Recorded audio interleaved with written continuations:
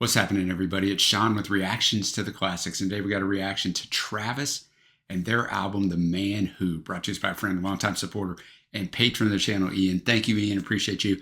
Appreciate all the patrons who make this thing go. If you'd like to support us in any way, check out that Patreon link below or the patron link on the end screen. We could not do it without the patrons.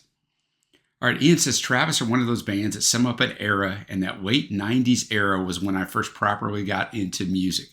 Following their well-received premiere in 1997's Good Feeling, The Man Who, released in May 1999, was an instant smash in the UK, having now sold more than 3.5 million copies, with 2.5 million in the UK alone.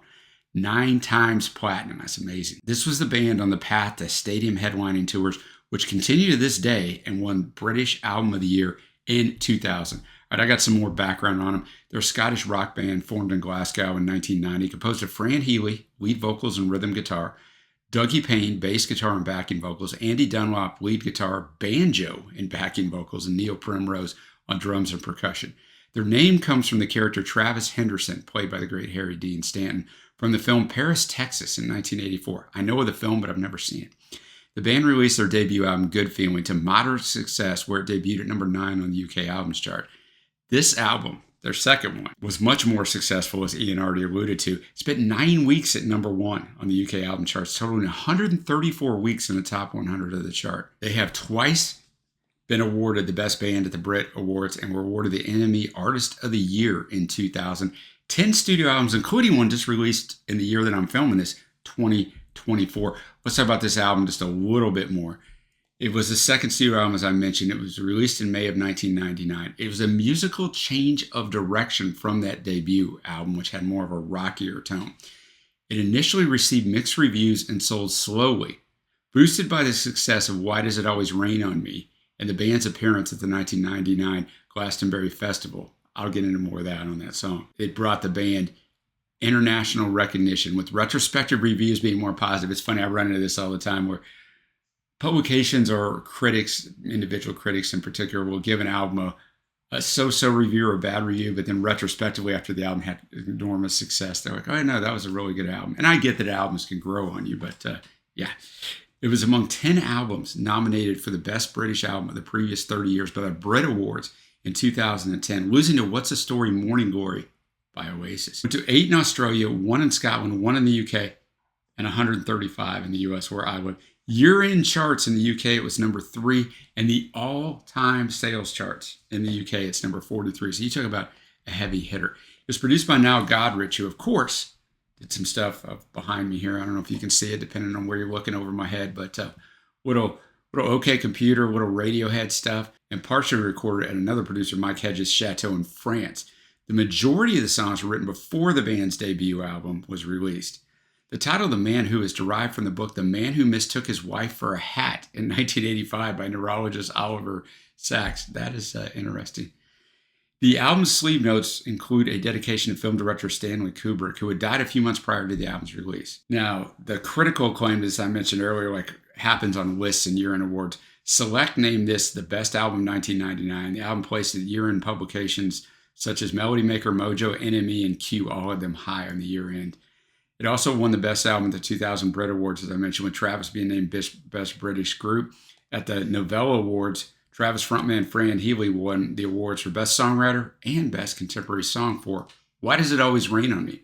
All tracks are written by Fran Healy, except where I noted, if you haven't been with us before, the music won't be in the video, but it'll be a Vimeo link below. So click on that and follow on with us. Let's kick it off. With the first track, Writing to Reach You, Ian said first single release and opening track on that. I went to 14 in the UK.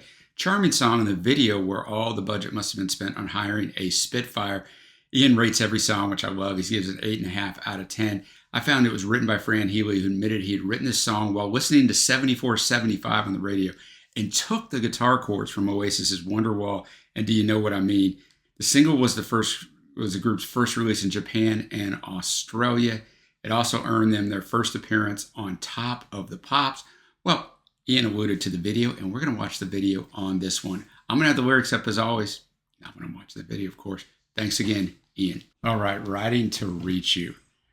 The video is incredibly interesting. It keeps you enthralled as the school children are pelting him in the head, not with snowballs or anything like that, but with actual stones and rocks. He's bleeding. Then then a fighter bomber comes and shoots at him, and then he finds the boy all jacked up, takes his hat, and then the girl shoots him with arrows, but he's got on body armor. At the end, he gives the letter to the girl to go away, so it does keep you enthralled. Even though it's a simple video, it's like, what the heck is going on here? Sometimes that's all you need to do in a video, is at least keep someone interested, even if it isn't high budget. But good song. You can totally see how it was a hit. Next up, we got The Fear. Ian says, a good rolling second track, 7 out of 10. The fear. So you ask yourself, what is the fear? That's the question. The song, which I think it's the fear that we're going to die. The time is ticking, right? Time is always ticking. No one's defeated Father Time. And like me, when the older you get, it seems like the faster time ticks. Because he says, all I wanted was a chance to say I would like to see you in the morning, rowing over to have you there. Would make it last, would make it easy for a little bit longer. So I thought maybe she's leaving him, and that could be. But the chorus, but here closer every year, so near, the fear is coming clear, my dear, the fear is here. So I think he's talking about death. He could be talking about the end of the relationship, but it seems like he's talking about death. But Fran has a perfect voice for this. It works. Next up, we got the third track, As You Are. Ian says some good guitar work on this track, another 7 out of 10. As You Are, as Ian mentioned, good guitar work on here. My least favorite of the first three, but I mean, it's not a bad song. And I don't know, he's talking about he's been an outcast all his life, so he doesn't really want to be led on, but if she wants to lead him on, it's okay. That's kind of what I take out of it. Now we go to our fourth track, Driftwood. Ian says second single release from the album, just topped its predecessor by getting to number 13. Easy song to listen to, bit stronger than Riding to Reach You, the first track on this album. And a good choice of single, 9 out of 10. I found in an interview for NME, Fran revealed that, quote, the title reputedly comes from the advice of one of my close friends. He advised me not to leave college to concentrate on the band. The lyrics focus on a character who has abandoned all its connections and is now like driftwood, breaking into pieces, hollow and of no use. Waterfalls will find you, bind you, grind you. I think those are lyrics from the song. Driftwood is a song for the person in your life who has so much potential and yet doesn't use it because they're afraid of falling on their backside. You know, they're afraid of making a fool of themselves. But yet if they put their minds to it and just threw their plate out the window, they would actually do a lot with it and make themselves happy and other people happy. The chorus came about while I was watching an episode of Cheers. The episode involved an employee overhearing their boss stating that he was going to get rid of the driftwood in the company. I then went to do the washing up, and the first line in the chorus just came to me. Also, our original idea was to include the lyrics, caterpillars turn to butterflies, but it was too long to fit with the tune, so we shaved off syllables, changing it to pillars turn to butter. You know, I've known a lot of people in my life that way who were just, I think the majority of people are too scared to take a chance. They want to do something, or they got talent or something, they got a dream, but they're too scared of failing, so they just don't do it. And that is one of the biggest tragedies in life. What's the worst thing that can happen, right? It can fail. Oh, well. And we are going to be watching the video for this one as well. All right, Driftwood, very good song. Interesting video. I mean, Fran's a photographer at a school, right? And he's got all these, this is a real school they actually went to. And they got everybody there, and then right when the picture's ready to take, I mean, the other band members are next to him, right when the picture's ready to take, it starts raining, which I don't think it really started raining. You could tell it was kind of just effects, but then the band got to get wet at the end there. They did drench them, but, you know, a simplistic video, just like the first single, but it worked. It kept you a little bit enthralled, low budget, which is probably the way they had to do it back in the day, but I enjoyed it. Next up, we got the last laugh of the laughter.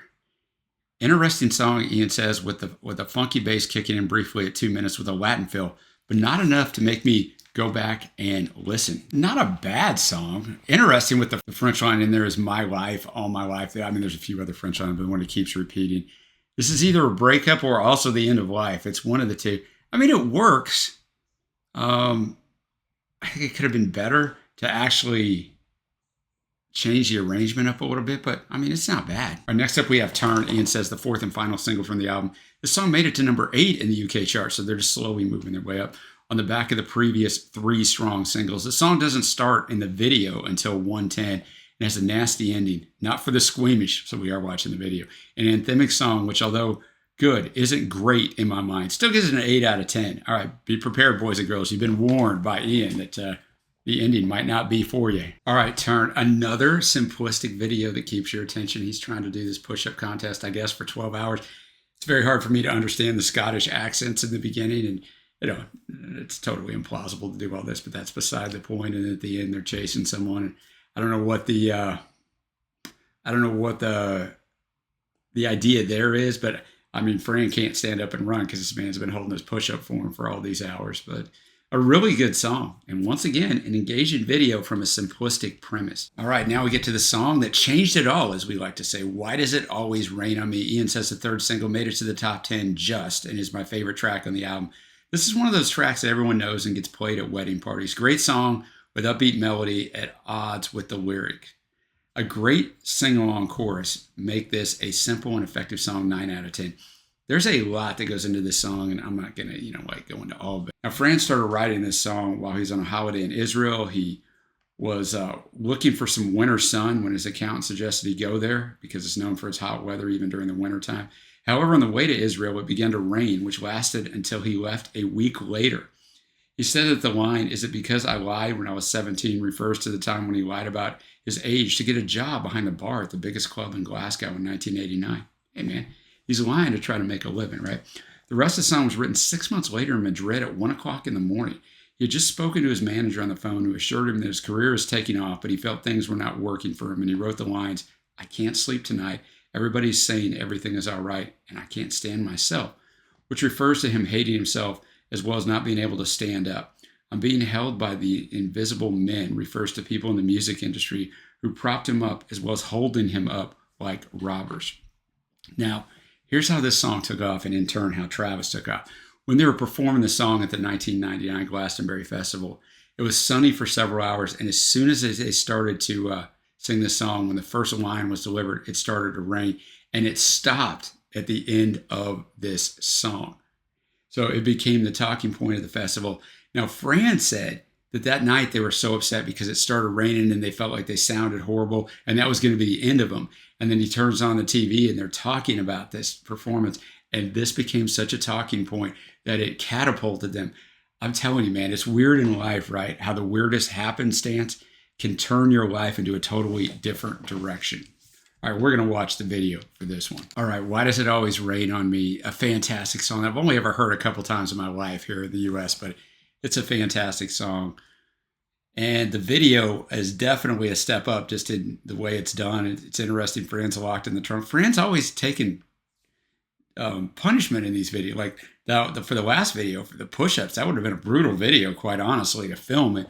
This one, he was locked in the trunk. And then it's interesting because he comes upon the three guys. He goes looking for them, and they run from him, even though there's three of them, and they'd locked him in the trunk. And then he jumps into that lake, or that quarry as it is, because it's an old mining quarry where they actually filmed it.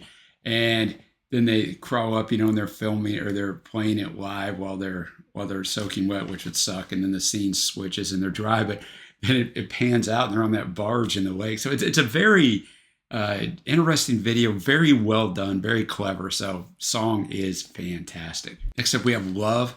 Ian says, melancholic song with mouth organ opening, 7 out of 10. All right, Love. It's fine. It's a little boring, but his voice fits well into this melancholic thing. She's leaving him, right? But he's, it's the chance you take when you fall in love. I got to say this, and there was a song earlier, and I don't remember which one it was now. And this song in particular, especially the first maybe third of it, he sounds so much like Tom York from Radiohead. I'm not saying this because Nigel Godrich is involved with both projects, but he really, really does. I mean, he really does. All right, next up, we got She's So Strange. Another bit samey song, but not bad, Ian says, a 7 out of 10. All right, She's So Strange. This doesn't have a chorus. It's just telling the story of this girl that does these different things. It's fine. I thought the first part of it was interesting, then it got a little samey, as Ian said. It's okay. And now we're to our last track. Oh, no, we're not. That's not how we did it back in the day, but we got Slideshow. Charming song with some nice arrangement, ending with some curiously satisfying getting out of a car audio that evokes 90s cars for me. This isn't the end, though. 7.5 out of 10. We'll get to the end, because you know what it is, boys and girls, if you watch these videos. If you were alive during this time, we got the great hidden track, but we'll cover that separately. Let's get through Slideshow. Okay, Slideshow. I thought that was a step up from the last two tracks, and I think he's really conveying a great message, right? Today is the day. Today is what it is, right? You're not promised it tomorrow. Time goes super fast. You kind of look back on your life like a slideshow, and you need to enjoy it because time is fleeting. So it would have been a great way to end the album, I think, but it doesn't end the album because we have the hidden track, Blue Flashing Light. Ian says a surprisingly good hidden track, which I found other people said too, is a rarity, but Travis pulls this off and ends the album with a heavy, noisy track that's got some quirky vibrating guitar work and some sci-fi effects, but it's not bad and a better ending than Slideshow. I don't know. Is it, Ian? We're going to find out. He gives it a 7 out of 10. All right, Blue Flashing Light. All right, Ian, you're right. This is a better ending than Slideshow. I bet this is a hidden track because it is a very good track because it just doesn't fit with the rest of the album. It's much more up-tempo. The lyrics are much more like direct. A lot of the other stuff is metaphorical or anecdote ridden, and the rest of the lyrics. I mean, Fran's a good writer. I do enjoy his stuff, but this one is this girl lives out, a little ways away, and she comes in, and the dad's going to beat her, so she burns the house down. So we don't really know what happens, but growing up in a house of domestic violence, burn that house down, girl. But really well done.